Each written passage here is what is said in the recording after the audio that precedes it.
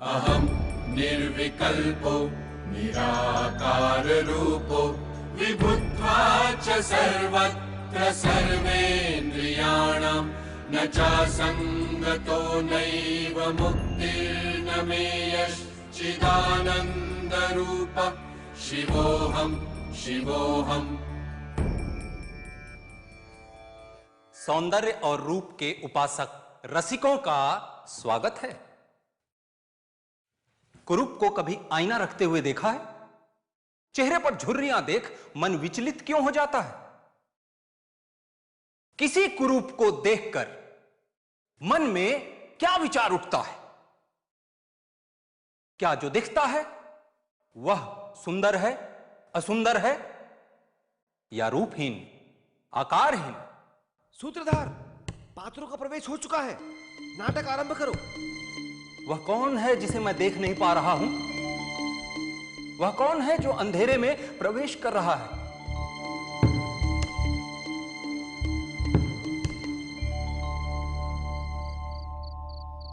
क्या बात है अष्टावक्र? मेरे पिता कौन है माँ? क्यों यही सवाल तू बार बार मुझसे पूछता है? मेरे पिता कहाँ है माँ? ऋषि उद्दालक ही तेरे पिता हैं। माँ, ऋषि उद्दालक मेरे पिता समान है, मेरे पिता नहीं। वर्षों से यही सवाल अष्टावक्र को परेशान कर रहा था। कारण था, उद्दालक को अपना पिता समझने वाला सुजाता का पुत्र एक दिन ऋषि उद्दालक की गोद में बैठा खेल रहा था। अचानक ऋषि उद्दालक का पुत्र श्वेतकेतु वहां आया और छोटे अष्टावक्र को अपने पिता की गोद में बैठा देखकर उसका हाथ पकड़कर उसे उद्दालक की गोद से उठाकर कहा, अपने पिता की गोद में मैं बैठूंगा, जा तू अपने पिता की गोद में बैठ, जा तू अपने पिता की गोद में बैठ। तो क्या मेरा पिता कोई और है? अष्टावक्र के मन में व्यथित कर देने वाला यह सवाल उठा। उसी समय रोता हुआ अष्टावक्र अपनी मां के पास पहुंचा और सवाल किया, मां, मेरा पिता कौन है? मां चुप रही। तब से आज तक मां चुप रही। माँ, क्या तू अब भी मुझे इतना छोटा समझती है कि मैं नाना और पिता का भेद न समझूं? जब जब मैंने तुमसे यह सवाल किया तब तब तुमने मुझे टाल दिया। दिवस, माह, वर्ष, वर्षानुवर्ष बस एक ही उत्तर की प्रतीक्षा, कौन है मेरा पिता? ये सवाल तू अपने नाना से भी कर सकता था। माँ, तेरे और मेरे बीच सिर्फ मेरे पिता हैं, फिर यह सवाल मैं किसी और से क्यों करूं? माँ, मैंने अपने शरीर के साथ साथ अपने मन को भी कड़ा कर लिया है। कह दे सच, मैं कोई भी आघात सहने को तैयार हूं। अष्टावक्र, माँ, मैंने तय कर लिया है, जो आज मुझे उत्तर ना मिला तो मैं सारे ग्राम से पूछूंगा। तेरे पिता आचार्य काहोड़ थे। मैं सुन रहा हूं माँ। निर्धन थे तेरे पिता, इसलिए तेरे जन्म से पहले एक दिन धन की आशा से वे जनक के दरबार में गए। वहां बंदी नाम का एक पंडित था। तेरे पिता ने उस पंडित को शास्त्रार्थ के लिए चुनौती दी। सोचा था बंदी को हराकर वो जनक से कुछ धन पा सकेंगे, पर ज्ञान के अभिमान में उस अभिमानी ने तेरे पिता के सामने एक शर्त रखी कि जो इस शास्त्रार्थ में हारेगा वह जल में डूब मरेगा। भूख दरिद्रता क्या नहीं करवाती। तेरे पिता ने शर्त मान ली। तेरे पिता हार गए। शर्त के मुताबिक उन्होंने जल समाधि ले ली।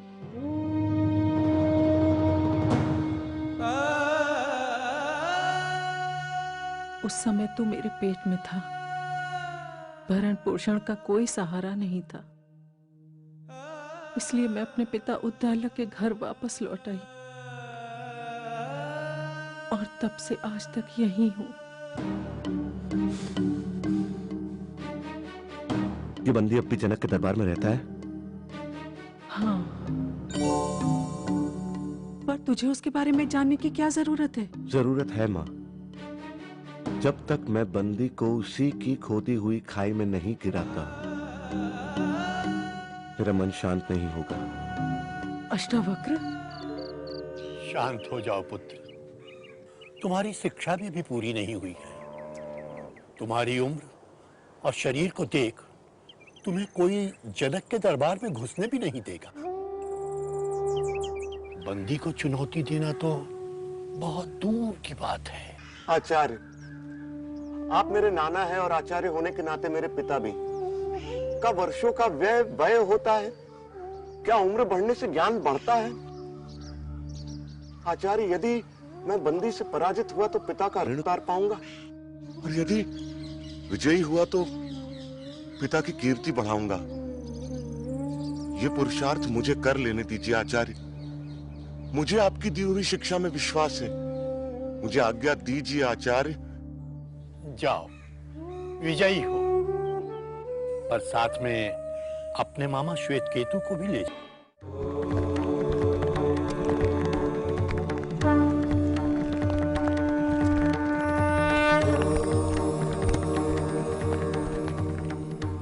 और रसिकों, इस प्रकार अपने नाना और आचार्य उद्दालक का आशीर्वाद ले अष्टावक्र और श्वेत केतु जनक की नगरी पहुंचे।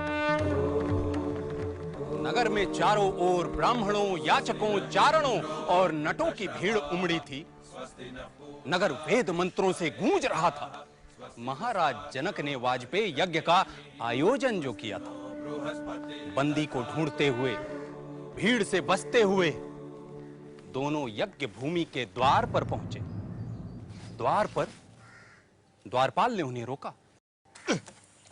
हे ब्राह्मण पुत्रों, तुम लोग बिना अनुमति के भीतर कैसे जा रहे हो? द्वारपाल, हम आचार्य बंदी को ढूंढ रहे हैं। मैं उन्हें शास्त्रार्थ के लिए चुनौती देने आया हूं। ब्राह्मण पुत्रों, तुम दोनों अभी बालक हो।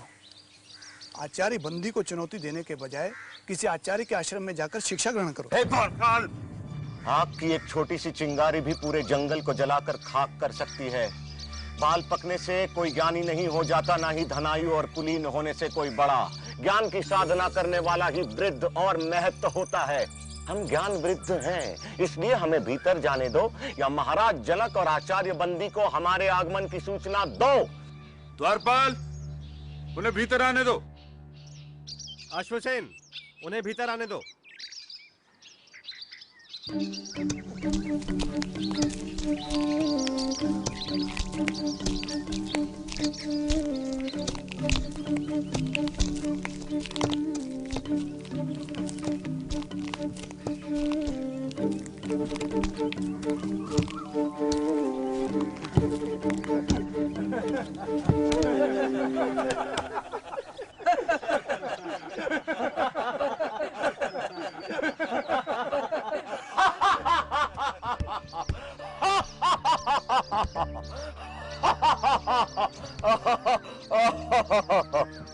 ब्राह्मण देवता, आप सभा को देखकर इस तरह क्यों हंस रहे हैं? महाराज, मैं तो ये सोचकर यहाँ आया था कि जनक की सभा में आकर इन विद्वानों के बीच मैं आचार्य बंदी को शास्त्रार्थ के लिए चुनौती दूंगा, लेकिन यहाँ आकर मुझे लगा कि ये तो मूर्खों की सभा है। राजन, मैंने अपने हंसने का कारण तो बता दिया।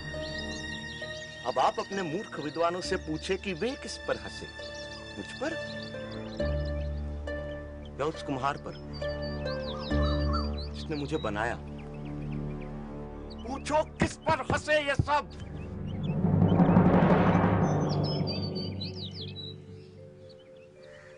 ब्राह्मण कुमार, मुझे और मेरे दरबारियों को इस अज्ञान के लिए क्षमा करें, पर मेरा निवेदन है कि अभी आप आचार्य बंदी से शास्त्रार्थ करने के लिए वयस्क नहीं हुए हैं।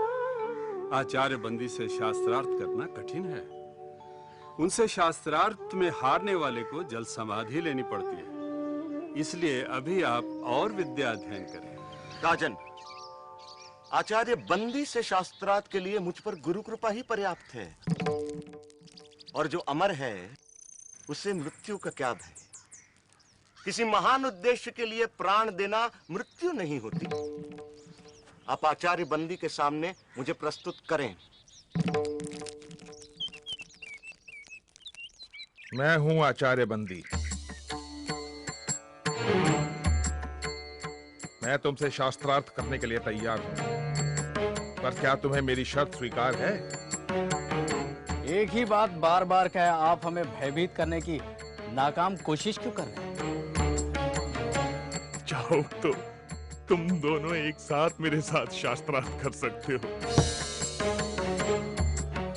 मैं एक हूं और एक ही आपसे शास्त्रार्थ करूंगा।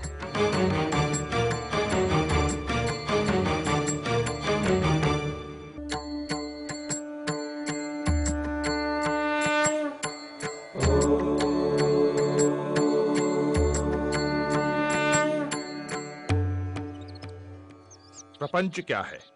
जो कुछ दिखाई देता है, जो कुछ, वह प्रपंच है। जो दिखाई देता है का तात्पर्य क्या है?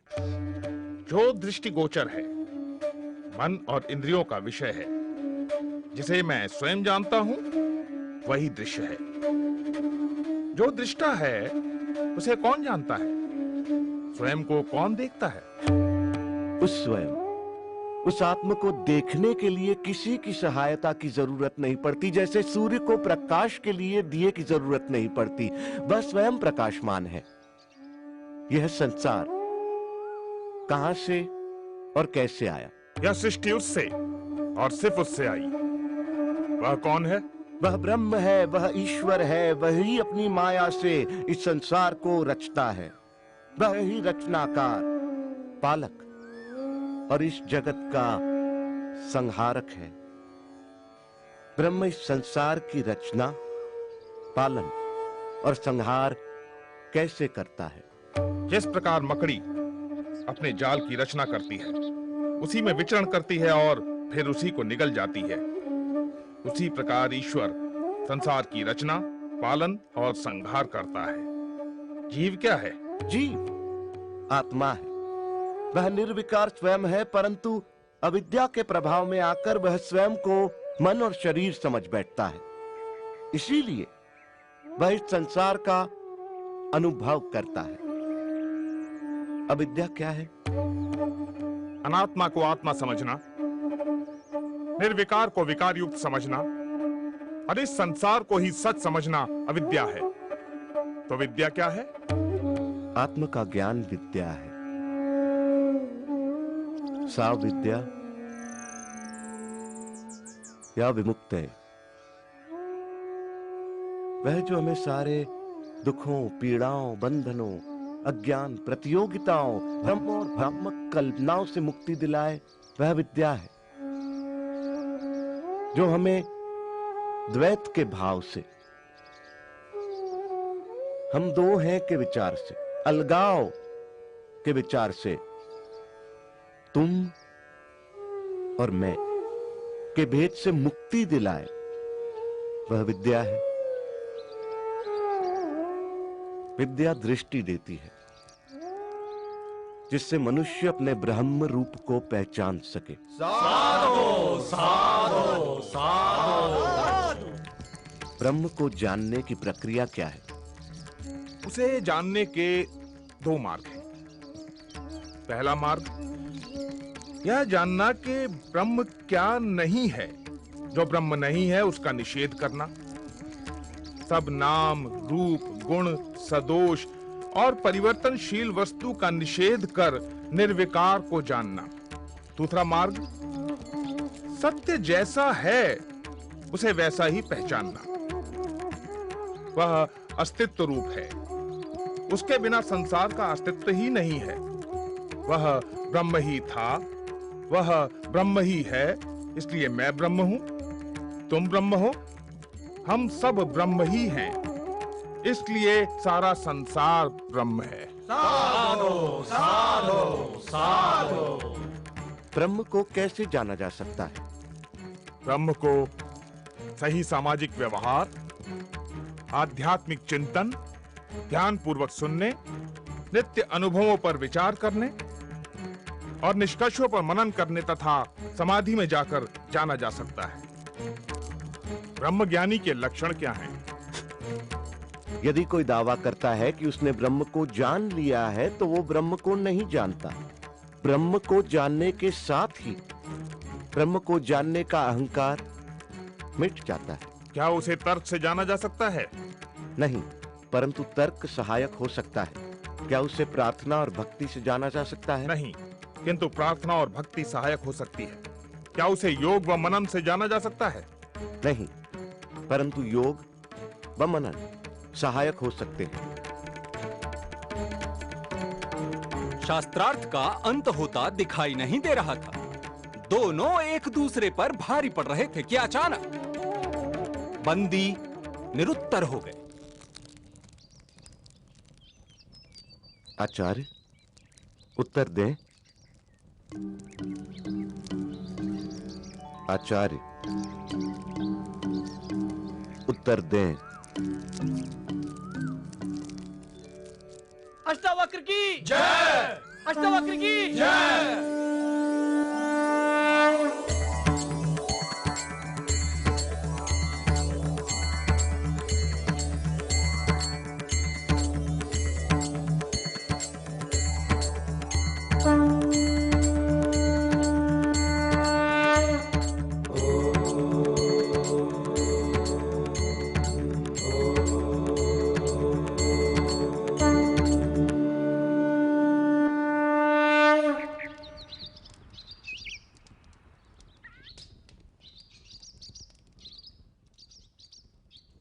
मैं अपनी पराजय स्वीकार करता हूं।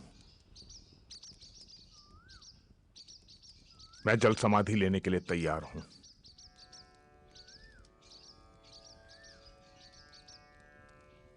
मैं आपको जल समाधि देने नहीं आया हूं आचार्य बंदी।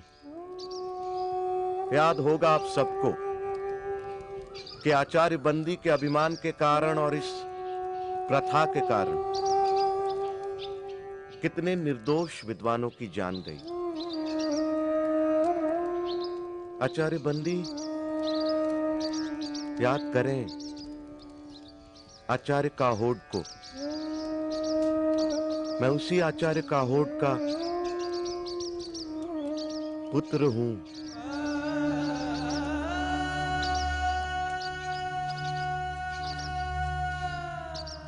आज मैं विजयी हूं, आप पराजित। मैं चाहूं तो आपको जल समाधि दे सकता हूं, परंतु मैं ऐसा नहीं करूंगा आचार्य बंदी। क्षमा ही मेरा प्रतिशोध है। मैं आपको क्षमा करता हूं आचार्य बंदी।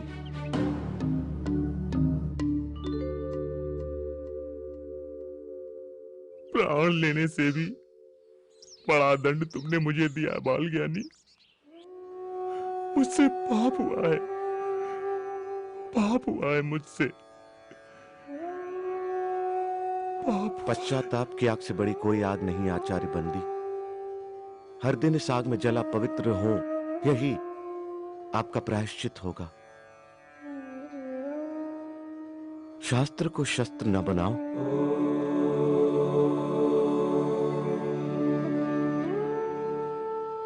महाराज,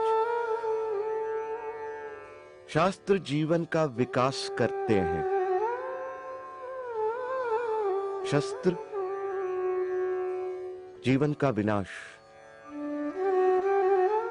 जितना पुराना है हिमालय, जितनी पुरानी है गंगा, उतना ही पुराना है ये सत्य।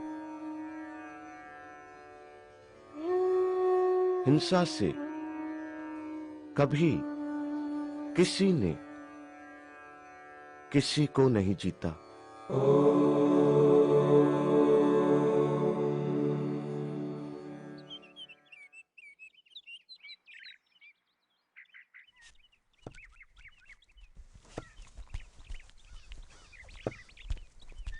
अहं निर्विकल्पो निराकार रूपो विभुत्वा च सर्वत्र सर्वेन्द्रियाणां न चासंगतो नैव मुक्तिर्न मे यश्चिदानंद रूप शिवोऽहम् शिवोऽहम्। और उस दिन के बाद महाराज जनक ने जीवन लेने की यह प्रथा बंद कर दी। विवेक जीता, अहंकार हारा। अष्टावक्र ने सच कहा था, जितने पुराने पर्वत, जितनी पुरानी नदियां, उतना ही पुराना सच कि हिंसा से कभी किसी ने किसी को नहीं जीता। उपनिषदों की यात्रा का प्रस्थान बिंदु है वेद। वेद धर्म का मूल है। क्या है वेद? चलिए वेदों की यात्रा पर शाहजहां और मुमताज महल के सबसे बड़े बेटे दारा शिकोह के साथ अगले प्रकरण में। अगर ऊपर वाले ने वक्त दिया तो वेद जरूर पढ़ना। यस्य प्रसादात् भवमंगलार्था प्रसूत गंगोपनिषत् विशुद्धा समर्पयामो गुरुचिन्मयाय भूयात् प्रसन्नः स शिवस्वरूपः भूयात् प्रसन्नः स शिवस्वरूपः भूयात् प्रसन्नः स शिवस्वरूपः। हिरण्मयेन पात्रेण सत्यस्य। हजारों सालों से चली आ रही आपकी और मेरी कहानी, रंगमंच वही, सवाल वही, किरदार वही।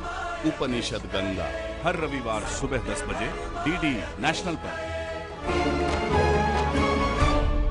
उपनिषद गंगा के प्रायोजक हैं Maruti Suzuki, way of life और आदित्य बिरला ग्रुप,